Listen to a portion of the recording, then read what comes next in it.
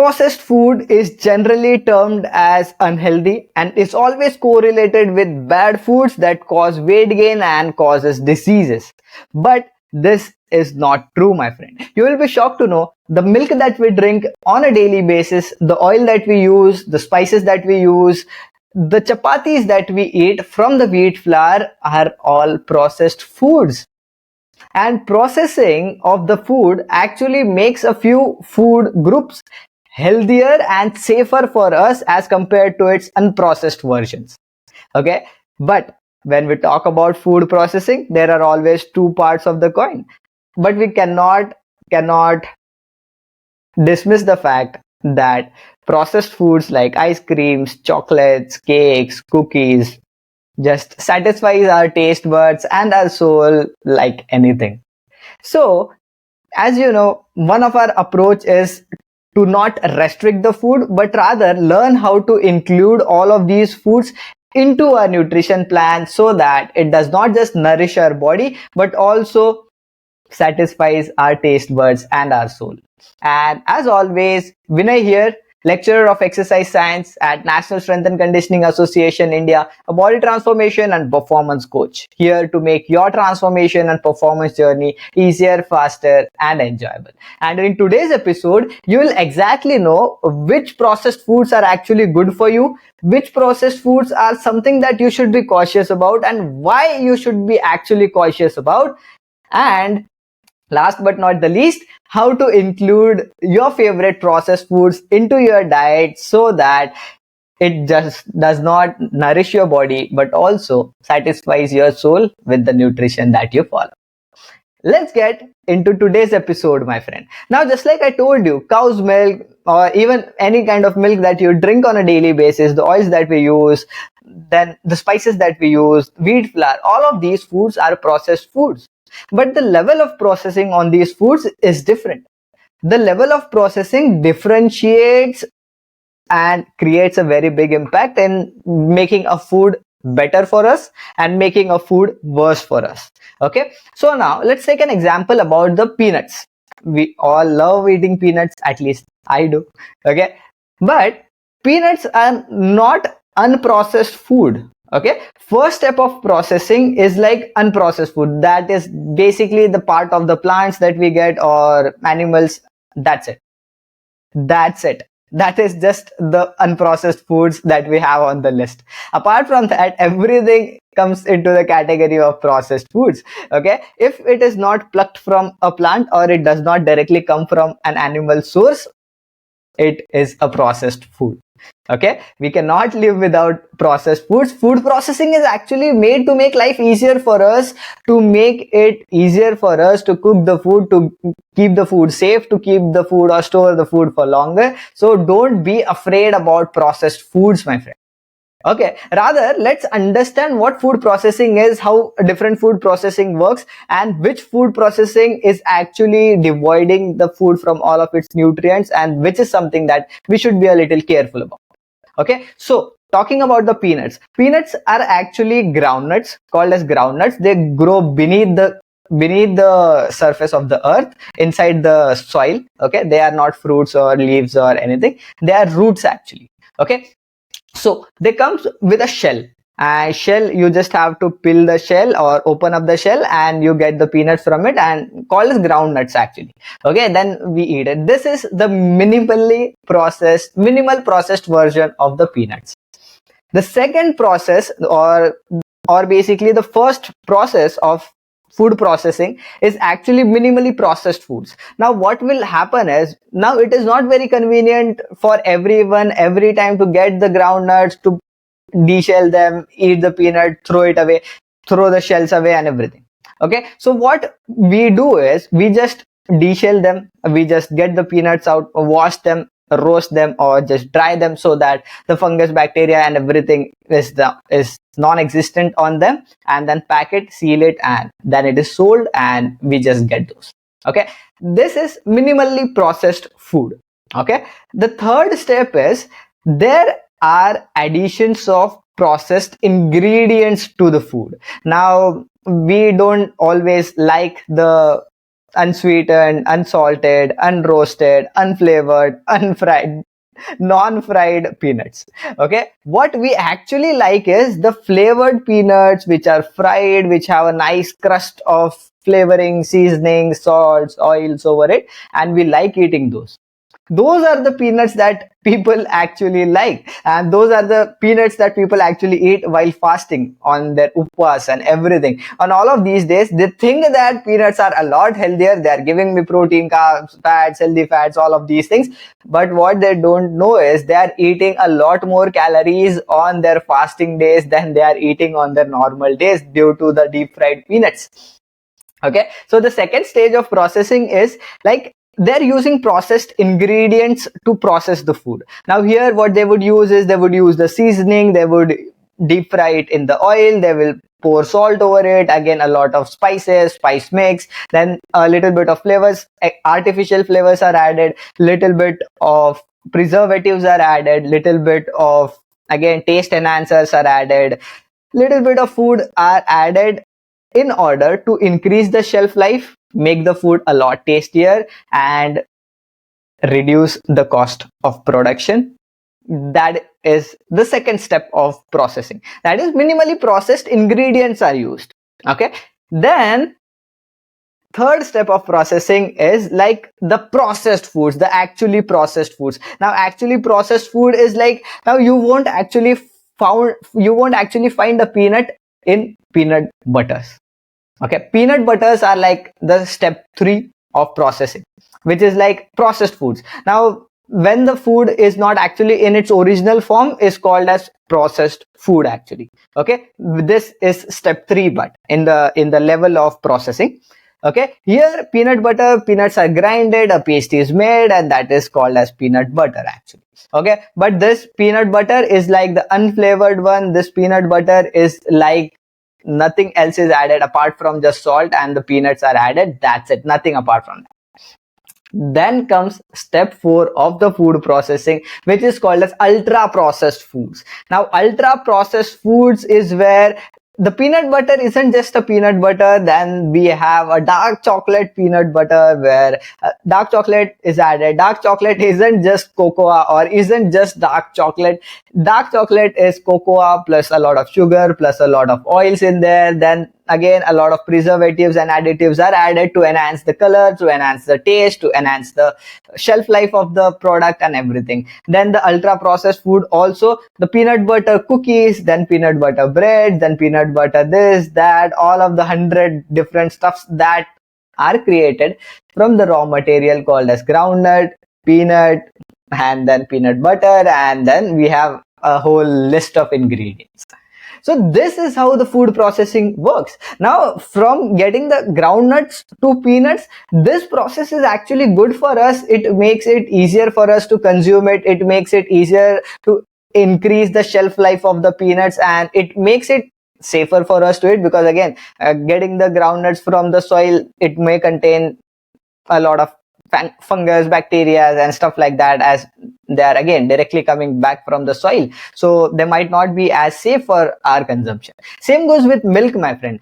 Getting the milk, drinking raw milk was like a tradition back in the days, when it was said that if you could drink the milk as it is great for us. But that is very far from the truth, my friend. The milk actually contains, the raw fresh milk actually contains a lot of bacteria and viruses into the milk that are actually harmful for us.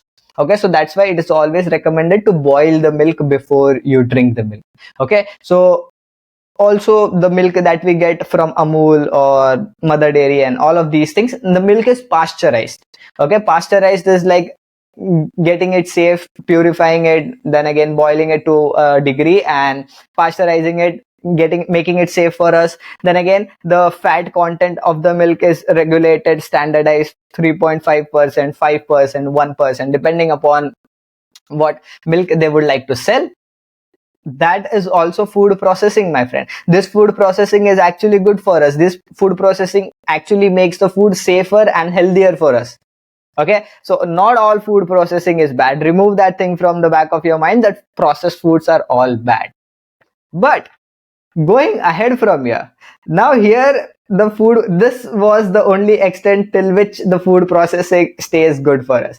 Beyond this point, now what happens is when processed ingredients are added, when this milk is converted into milkshakes, then you will get all of the, you'll go at the Starbucks, you'll get the frappuccino where milk is only one of the ingredient. Then they'll add in a lot of coffee, a lot of cream is added, a lot of chocolate sauce is added, a little bit of candies are added from top, a lot of sugar in there. This is not actually milk, my friend. This is not actually even a coffee. This is a coffee flavored dessert, my friend. This frappuccino is like 650 calorie dessert. People think that it's a coffee, they are drinking coffee, but this is not coffee, my friend. Okay, so there's a difference. Okay, then this is where processed ingredients are added. The next step is like we are making a completely different product out of milk. We are making sweets out of milk. We are making, what all sweets do we make out of milk? We make kheer out of it, we make basundi out of it. We make all of the sweets out of the milk, and then the milk does not stay in its original form. Processed, ultra processed foods, a lot of other ingredients are added, milk is actually converted to some other form, and this is where we have to be a lot cautious. Now same things with all of the other ingredients, same goes with apple. Get an apple, pluck an apple from a tree, and the apple is like unprocessed apple, and you are free to eat as many apples as you can. But the hard part is that we cannot eat as many apples when we are told to eat apples while plucking it from the trees. But the next step of the processing, cut the apples, dry it, roast it, make chips out of it, and without adding any ingredients on top. Okay, roasting the chips and make chips out of the apples. Okay, that is still something that we can consume a little more of. Then the third step is seasoning is added, salt is added, then again oil, deep fried and everything. That again makes it a lot easier to consume, a lot more apple, a lot more calories. Okay, shelf life is of course more, taste is of course better, and everything is there. But third step after this, then the next step is like apple juices. Apple juice, now to make one glass 250 ml of apple juice, you will need 4 actual apples. When was the last time you ate 4 apples in one sitting, my friend? When was the last time you ate 4 apples in one sitting? We cannot eat 4 apples in one sitting unless and until we have a bet with someone and we want to win a challenge. We never eat 4 apples in one go. Same happens with all of the other fruits as well. Oranges, orange juice is like too famous. It requires 5 oranges to make 1 250 ml juice of the orange. When was the last time you ate 5 oranges? This is where the food processing starts becoming a problem for us. Peanuts. Now peanuts, you just get the groundnuts with the shell in front of you. I'll give you 2 kgs of groundnuts and just eat how much ever you want to eat. Just you have to deshell it, eat it, throw the shell away and eat how many ever you want. You won't be able to eat too much of peanuts, my friend, but when it is very convenient for you, when it is very tasty, when it is deep fried, a lot of seasoning is added, when the sing bhujia that we actually eat, that comes in packets, yellow color packet, I know, I remember that. Okay, sing bhujia, a lot of flavors, a lot of seasoning, deep fried peanuts. How easy it is to eat those. How easy it is to consume a lot of peanut butters on our bread. How easy it is to eat the peanut butter cookies.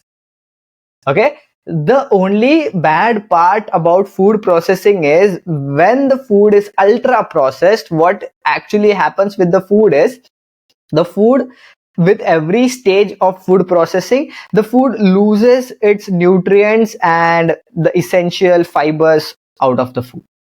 Okay, now let's take an example about apples. Now apple, if you eat it like this, amazing stuff, but few people will peel the apple, will remove the skin from the apple. This will strip the apple from majority of its nutrients that were coming from the skin of an apple.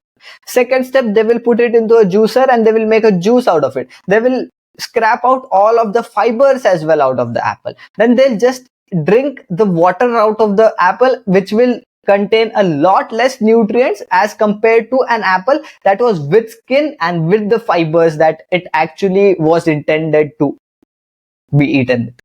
Okay, so this part, when we go beyond the line in the food processing, the processed foods are actually stripped out of the nutrients that it should have actually contained when it would have been had in the actual form. So this creates problems. Then what happens is, with the food processing going into the later stages, big marketing firms comes into picture, a lot of big companies comes into picture who are making business out of selling processed foods. Okay, now these companies, to make business from selling processed foods, their only two things are that they want to make profit. Everybody wants to make profit at the end of the day, my friend. Everybody wants to make profit. Okay, so at the end of the day, what they have to either do is they have to either sell more products, or they have to lower the cost of production so that their cost margin is high, the profit margin is high. How will they make you consume more product unless and until their product is not tasty? Unless and until they make the product in such a way where you cannot stop after eating a few bites of the food, after eating a few pieces of the food. So that's why a lot of engineering goes into the picture. Every little thing is like taken into consideration: the taste, the texture, the flavor, the mouth feel of the product, how easy it is to eat the product, and a lot of things are taken into consideration. And these foods are actually engineered foods, I could say. Okay, and then what happens is they are stripped out of all of the nutrients and they are loaded with a lot of calories. A combination of great taste, great texture, amazing mouthfeel, very easy to eat, makes a food hyper palatable. Hyper palatable actually means that the food is very easy to overconsume, very difficult to resist, and very easy to overconsume. Only these foods are like we have to be very cautious about whenever it comes to dieting. No food is restricted when it comes to dieting, but the hyper palatable foods are generally the foods that lack essential nutrients and they're very easy to overconsume. Now, even if I give you the healthiest of the food, apple, okay, apple, if it is into its, what we could say, juiced version of apple, which is the ultra processed version, a lot of sugar is added, a lot of colors are added to make the juice look a lot better, to increase its shelf life. A lot of preservatives are added, flavor enhancers are added, thickeners are added. Due to all of these, what happens is the apple juice becomes very easy to consume. Now, you could drink 2 glasses of apple juice, and due to the marketing around apple juice, we think that apple juice is the healthiest thing that we could drink. And we could just consume 2 glasses of apple juice, but are we actually consuming apples from this? No, we are not. No, we are not. The nutrients that we would get from an actual apple would be a lot. The nutrient profile of an apple is a lot better than the fruit juice. Here, the fruit juices are fortified with nutrients. Fortified means artificially the nutrients or the vitamins, minerals, all of those things are added to this. You would read this on their marketing packages as well: added with vitamin C, added vitamin E, multivitamins, minerals, all of the stuff are added over it. They were removed in the first place, and then synthetically they were again added back to again increase the nutrients of it, because again this is just the water. Okay, water that has come from an apple. Okay, although it will contain few nutrients naturally, but not as much as you would get when you would have had the actual apple in the first place. Okay, so you would drink, it is very easy to drink 2 glasses of apple juice, but would you even think of eating 8 apples in one go? If there were 8 apples in front of you, would you even think about eating all of those in one sitting? Most probably not. But if I give you 2 glasses of apple juice, you will definitely eat it in like one sip, that's it, done. Okay, this is what makes food processing something that we should be cautious about. Again, at the end of the day, there are big multi-billion-dollar companies sitting behind all of these products who want to make profit. At the end of the day, they don't care about your health, my friend. They don't care about your health. They want to make profits. How would they make profit? By making the food hyper palatable so that it becomes difficult for you to resist the food, resist the temptation. Once you start eating it, you would finish the whole packet. You would rather get a big family pack, super saver packet and finish that as well. Okay, they would make the food a lot delicious, a lot tastier. I I agree with this. It is not easy to control ourselves when we start eating all of these processed foods. On the other hand, they are stripped out of nutrients, so we are not getting nutrients. It is very difficult to consume, so we are getting a lot of calories, and when we get a lot of calories, that makes things easier for us. That leads to weight gain, that leads to all of the other problems, not the food processing in the first place. Take an example about potatoes.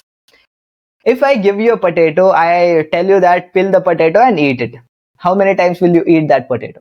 No, but if I peel that potato, I season it with nice flavors, I deep fry the potatoes, I again get it out, I season it with peri peri and everything, I give you a nice cheesy dip along with it.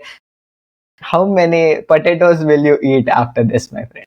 Now, when we have stripped all of the, what we could say, the skin of the apple, when we are deep fried it, seasoning is added, the potato is like 100x more flavored than the actual potato. We could eat like 5x of the quantity of potato that we could have actually had when the potato was in front of us. Even if the potato is boiled potato, we cannot eat as much, but potato is like one of the highest food on the satiety index. That means potato could actually help us to stay fuller for a very long time. But potato fries, potato chips, all of these things are like ultra processed foods. It is very difficult to resist the temptation once we start eating these foods stripped out of nutrients from the potato, and that makes the things a lot worse for us. This is the only part about the food processing which is something that we should be cautious about. That's it. That's it. Apart from that, food processing is like not something that inherently makes the food bad. But with the stages of food processing, nutrients are stripped off, food is made hyper palatable at the end, and this is the process, or this is the thing that we have to be cautious about. But as you know, the philosophy with me is how, rather than quitting all of these foods, rather than restricting all of these foods, why not let's learn how to manage these foods. Let's let's learn how to eat these foods in such a way where we nourish our body while satisfying our taste buds and our soul. So processed foods should not be the first thing or the primary thing about your diet. Okay, now whenever we are eating something, the primary things or the primary, what we could say, the components of our meals should be good protein source, good amount of vegetables, good amount of carbohydrates, or carbohydrates as much as required. Okay, now protein, when we talk about protein, if you get the protein from whey protein is also ultra processed food. Okay, remember this, my friend. Whey protein is also ultra processed food, but whey protein is absolutely good for us. The better the whey protein tastes, the more we could consume the same brand over and over again, over and over again. We don't over consume whey protein as if you are taking 5 scoops of whey protein a day. Okay, so think about it. Think about it that way. Whey protein is like amazing stuff. The best thing that processed foods, or the best ultra processed foods that we could actually have. Okay, so whey protein is also processed food. What I was talking about was protein, even if it is in a whey protein form or protein bars, that does not give us the satiety that we get from eating chicken breast or eating eggs or eating paneer or eating soybean. You know, compare getting 25 calories, 25 grams of protein from chicken breast or from paneer or from eggs, and same 25 grams of protein from whey protein or the protein bar. The whey protein and the protein bar would get digested a lot easier, a lot quicker, would taste a lot better, and would make us feel a lot hungrier a lot sooner as compared to the whole protein food options. Okay, so no matter, even if it is protein, the more we go on to the lesser processed foods, minimally processed foods, the better it is.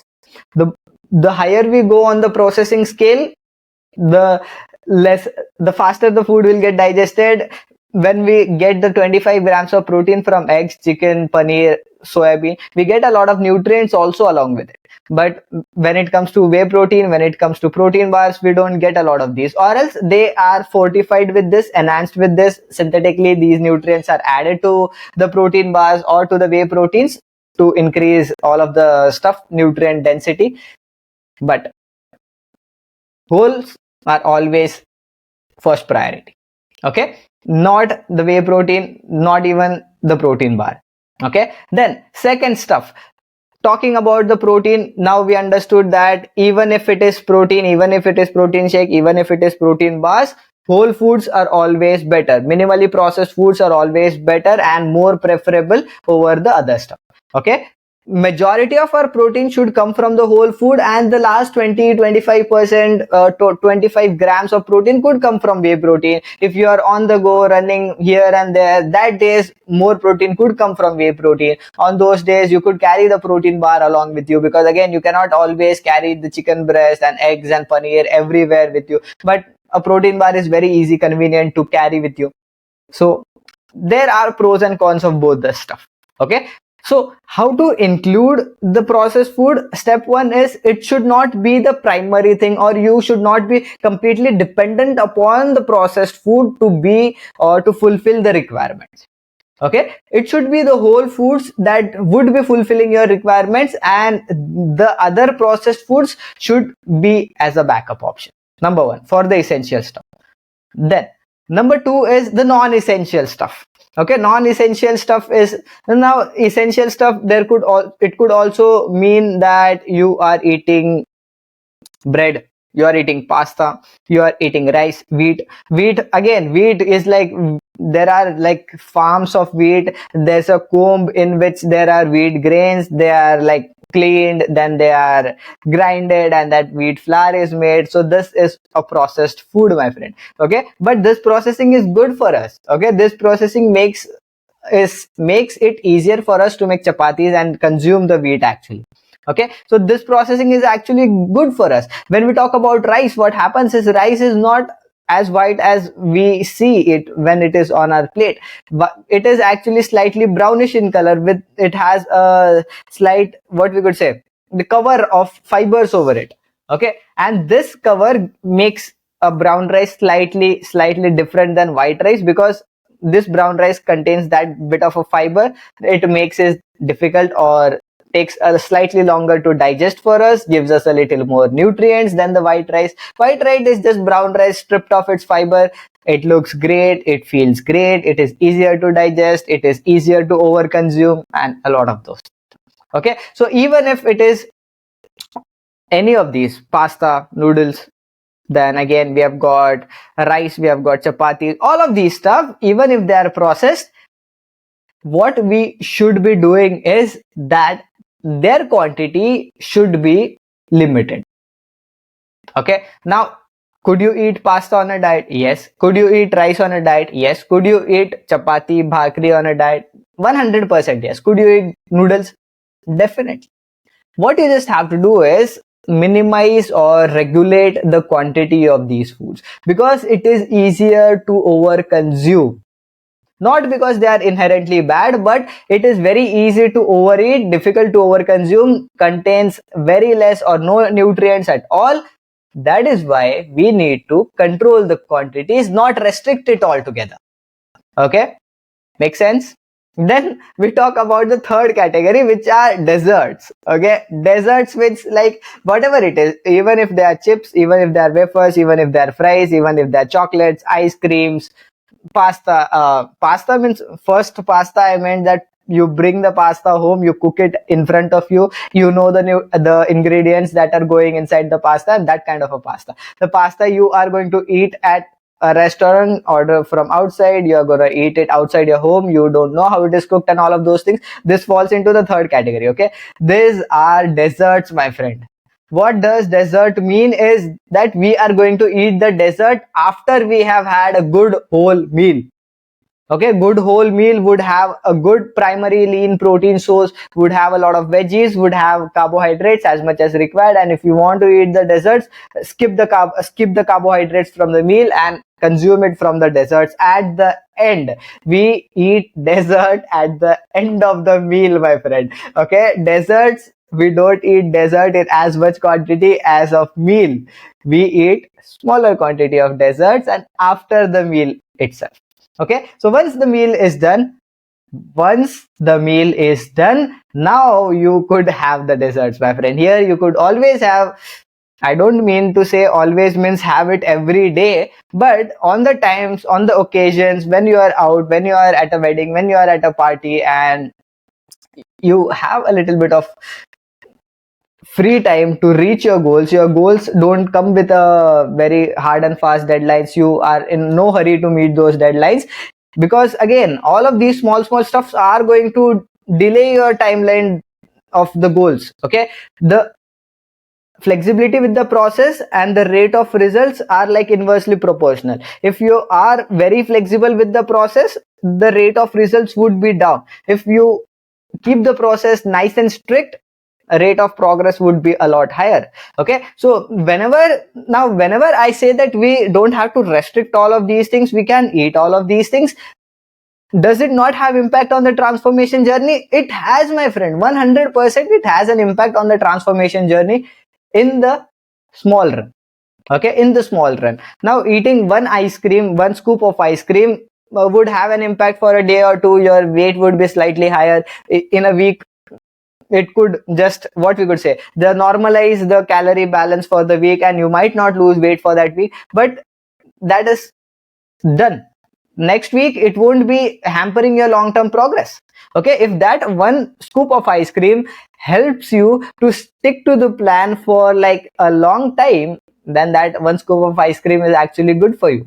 Okay, will eating more ice cream every single day not hamper the transformation journey? It would hamper the transformation journey. You would naturally consume a lot more calories than you should have if you don't manage it from the rest of the meals. If you manage your calories even with ice creams and cakes and pizzas and burgers, you would drop weight. But it gets a lot difficult for us to include all of these things into our fat loss calorie budget, because we are already consuming less calories, and including these are very high calorie foods without a lot of nutrients, so we have to fulfill the nutrient demands as well. These foods makes us hungry too fast. Then even if we eat 1500 calories from a pizza, we would be hungry within next 3 hours, within next 4 hours. Then what would we consume for the rest of the day? That's the question. So have it. First thing, it should not be the primary thing that you should be consuming. Second thing, the portion sizes should be controlled. Third thing, eat them or treat them as desserts and eat them in smaller portions after the meal is done, and eat it as a dessert. Okay, we don't need or we don't eat dessert every single day. We eat desserts rarely or not too frequently, we could say once a week, twice a week. Fairly good. If you are okay with delaying your results, the timeline of your results, I'm completely okay with it. But then again, we have to keep a check of how much food we are consuming and how flexible we are with the deadlines of our results. If you are too strict on a deadline with your results, it is not suggested to consume all of these foods, because again it will delay the timeline. Okay, if you want to consume all of these foods, then be okay with delaying your timeline for getting the results. That's how we could definitely eat these foods, my friend. That's how we could eat this. These were the 3 steps of how we could include all of these foods, and if they are a very small part of our food overall. Now don't look at it from one day's point of view or one meal's point of view. Look at it from one week's point of view. If in one week you are eating 4 meals every day, you would be eating 4x7. That is like 28 meals throughout the week. Out of those 28 meals, if one meal or even 2 meals out of the week you consume ice creams in 2 meals, okay, so that makes it 26 meals. If the 26 meals were on point, the 2 ice cream meals won't make a very significant impact, my friend. Okay, it won't. It is not even like 10% of your week's or nutrition. Okay, so it won't make a huge difference when it comes to health. Okay, these two meals won't make a huge difference when it comes to health. They are not poison. Okay, so you could definitely eat those. Again, repeating it for the last time, and then we are done with the episode, that majority of your food should come from whole foods. Okay, second, the quantity of all of these processed foods, even if we are consuming them, should be controlled. Third thing, treat them as desserts so that you could eat them by the end of the meal and in smaller quantities and not too frequently. Last one, if the rest of your meals, rest of the things that you do on a day-to-day basis is on track, a few of these meals would hamper your health. That is all about food processing, my friend. As always, Vinay here, and I would be very happy to know how and what value did you get from this episode. If you like this, do drop a like on the episode, share it with your friends, and do let me know in the DMs if there was something that you absolutely loved about this episode. I would love to hear from you. And Vinay here, signing off.